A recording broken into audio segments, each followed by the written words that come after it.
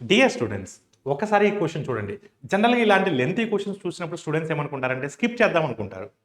కానీ ఒకసారి మీరు ఓన్గా ట్రై చేయండి. దాని తర్వాత నేను చెప్పింది చూడండి.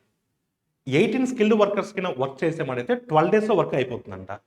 24 సెమీ స్కిల్డ్ వర్కర్స్ కింద స్టార్ట్ చేసామంటే 15 డేస్లో వర్క్ అయిపోతుంది. అయితే 12 స్కిల్డ్ వర్కర్స్ వర్క్ స్టార్ట్ చేశారు, వాళ్ళలో 3 వెళ్ళిపోయారు. మరి వాళ్ళ ప్లేస్లో ఎంతమంది సెమీ స్కిల్డ్ వర్కర్స్ నువ్వు తీసుకుంటే వర్క్ అనేది అనుకున్న టైంలో పూర్తవుతుందని అడుగుతున్నాడు.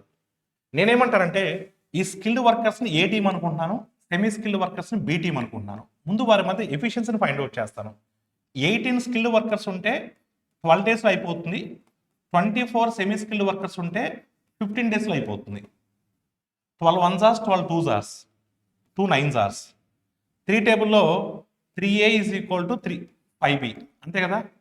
అంటే 3 స్కిల్డ్ వర్కర్స్ వెళ్ళిపోతున్నారు అంటే వాళ్ళు ఎంతమంది సెమీ స్కిల్డ్ వర్కర్స్కి ఈక్వల్? 5 సెమీ స్కిల్డ్ వర్కర్స్కి ఈక్వల్ కదా.